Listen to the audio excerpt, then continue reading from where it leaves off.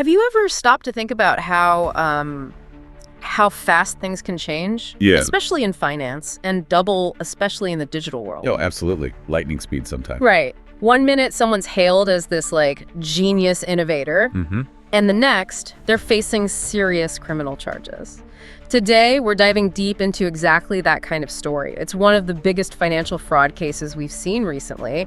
The collapse of FTX and the conviction of its founder, Sam Bankman-Fried, or SBF. Yeah, SBF. It's a case that really rocked the crypto world. Definitely. And our sources for this deep dive, they give us a really full picture. We're looking at SBF's rise, how the fraud actually worked, the market chaos that followed. And importantly, how regulators around the world reacted.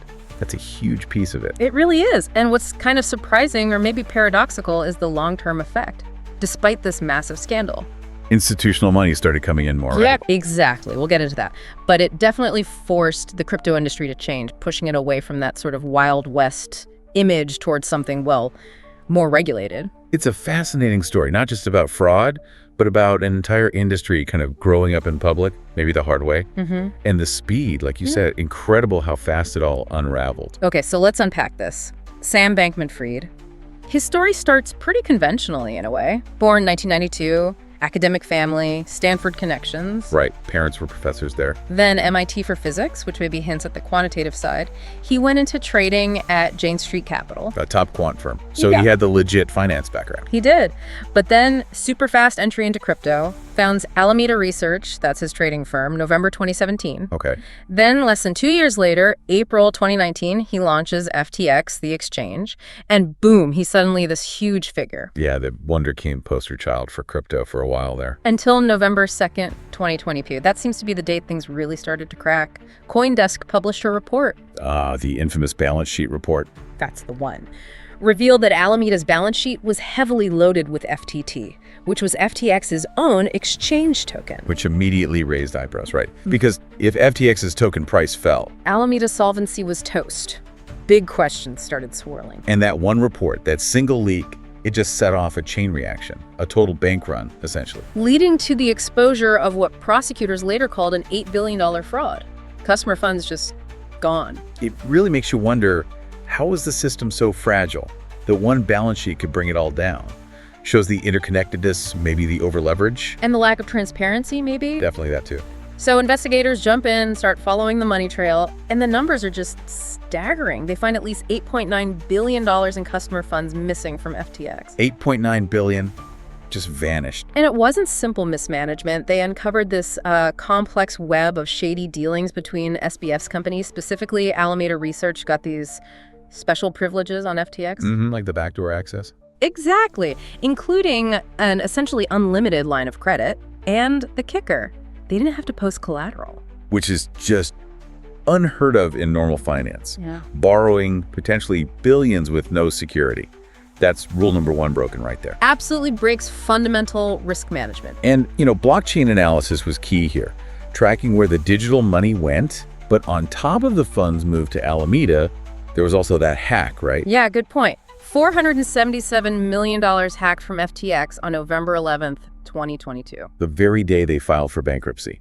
Talk about adding insult to injury. And despite tracking the hackers' moves through various crypto mixers and exchanges. Still no idea who did it, which is kind of wild in itself. Okay, now this is where it gets really interesting. The insider testimonies. The prosecution's case really hung on SBF's inner circle flipping. Right, they all pleaded guilty, cooperated. Ellison, Wang, Singh. Let's start with Caroline Ellison, ex-CEO of Alameda, SBF's ex-girlfriend. Her testimony was explosive. What did she say specifically? She straight up said Bankman-Fried directed me to commit these crimes. And she talked about creating multiple fake balance sheets to fool lenders. Wow. Direct implication. And she shared something quite personal, too. Said she felt overwhelming relief when FTX finally collapsed. Relief.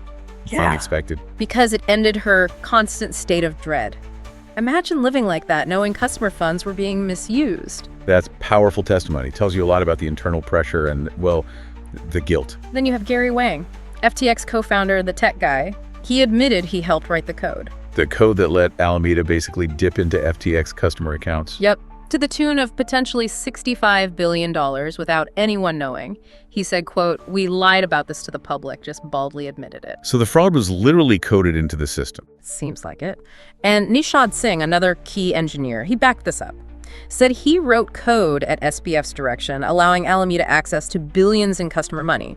He also mentioned that SBF was dismissive or hostile when he tried to raise concerns about, like, the insane spending, luxury apartments, endorsements. Yeah, the spending was reportedly off the charts. So putting these testimonies together, what picture does that paint? It paints a picture of absolute centralized control by SBF, deliberate deception, and critically, a complete failure of corporate governance. No checks, no balances, no board oversight, apparently powerful enough to stop him.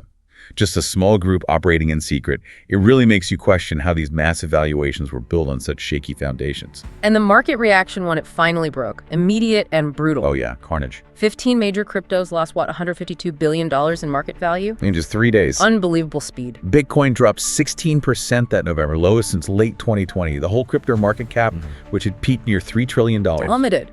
Wiped out huge amounts of value. And it led to consolidation too, right? Some players got stronger. Yeah, Binance definitely benefited in terms of market share. They reported a big jump in trading volume right after FTX went down. Which is interesting in itself. It is, but it also raised flags about, too much power concentrating in one place in an ecosystem that's supposed to be decentralized. Good point. That centralization risk. Okay, let's shift to the regulatory fallout. Because FTX collapsing wasn't just a market event, it was a huge wake-up call for governments. Absolutely. It basically handed regulators the smoking gun they needed. In the US, calls for crypto regulation got way louder. The SEC ramped up enforcement 26 actions in 2023. And Gary Gensler, the SEC chair, was pretty blunt, calling crypto rife with abuses and fraud. Though actual legislation has been slow, hasn't it? Like the FIT 21 Act passed the House. Let's stall in the Senate. So, still fragmented in the US. Europe, though, seemed to move faster. Yeah, the EU got MiCA markets in crypto assets regulation fully up and running by December 2024. And what does MiCA do, basically? It creates common rules across the EU. Things like authorization for crypto service providers, transparency rules, consumer protection, much more comprehensive. And globally, are other countries following suit? Seems like it. The Financial Stability Board, the FSB, they reported nearly all their member countries are planning new crypto rules. And most expect to align with FSB guidelines by 2025. So a real global push for regulation sparked by this. Okay, but here's that paradox we mentioned earlier. Despite this huge blow-up, this scandal, institutional adoption actually sped up in 2024. How does that work? It seems counterintuitive, right? Totally. But the big driver seems to have been the SEC approving spot Bitcoin ETFs in January 2024. That was seen as a landmark moment. A regulated way for big money to get exposure. The numbers are pretty clear. Those ETFs pulled in over $36 billion in net flows in their first year. Wow. And the number of institutions holding them went from like 60 in March 2024 to over 3,300 just under a year later. So the ETFs provided a sort of regulated, familiar wrapper that institutions were comfortable with, even after seeing the risks of unregulated platforms like FTX. Seems that way. It allowed them access without the direct counterparty risk that FTX represented. That makes sense. It's like the scandal highlighted the need for safer, regulated on-ramps, and the ETFs provided exactly that. And it probably pushed institutions to demand better custody solutions too, separating where assets are held from where they're traded, like in traditional finance. Right, that makes sense. Now, another interesting angle is DeFi, decentralized finance. Yeah, the system's designed to avoid centralized points of failure like FTX. Exactly. And ironically, DeFi protocols like AVAV, MakerDAO, Compound, they actually held up fine during the crisis. They stayed online, transparent, contracts executed as coded. Uniswap, a decentralized exchange, saw a volume surge. So you'd think, okay, this is DeFi's moment, everyone rushes away from centralized exchanges. But it didn't quite happen like that, did it? No. DeFi didn't really capture massive market share from this. Why not? Well, the sources point to things like clunky user interfaces. Still too hard for average people or even many institutions to use easily. Right. Plus issues like liquidity being spread thin, making large trades difficult or expensive, and high transaction fees on some networks. So the tech worked, but the user experience and efficiency weren't quite there to seize the moment. Pretty much. DeFi's total value locked stayed way below its peak, around $46 billion in 2024, compared to $175 billion back in 2021. Which raises a big question, doesn't it? Why couldn't this technically resilient system capitalize when the centralized model failed so spectacularly? It shows there's more to adoption than just decentralization. Usability matters, scalability matters. Definitely. So looking at the lasting changes then, risk management is a big one. This whole custody first idea. Keeping customer assets separate and safe, often with third-party custodians, moving away from exchanges, holding everything. Yeah, reducing that counterparty risk. And the old way of doing business, like handshake deals and relationships. Probably much less of that now. Due diligence got serious fast. If you weren't a solid, maybe institutionally backed firm, getting liquidity probably got a lot harder. And the governance issues FTX highlighted, SBF basically running the show solo, no real board, using auto-deleting messages. Yeah, a total lack of transparency and controls. So the new standard, or what's being pushed, is clear separation of customer money, regular audits. Proper organizational structures, real internal controls, basic stuff in traditional finance, but maybe lacking in parts of crypto. And the regulatory evolution we talked about. It shifted gears, didn't it? Absolutely. From warnings and uncertainty to active rulemaking, FTX gave regulators the political cover and the evidence they needed. So now we see pushes for mandatory segregation of funds, capital requirements for exchanges, better disclosures, and importantly, countries working together on enforcement. So summing it all up, FTX was just a massive watershed moment, wasn't it? Undeniably. Devastating for those who lost money, shook confidence. But maybe, just maybe, the long-term effect is a stronger, more mature crypto ecosystem. That seems to be the trajectory. It forced the industry to confront its weaknesses, adopt better practices, and it definitely accelerated the regulatory clarity that was probably needed anyway.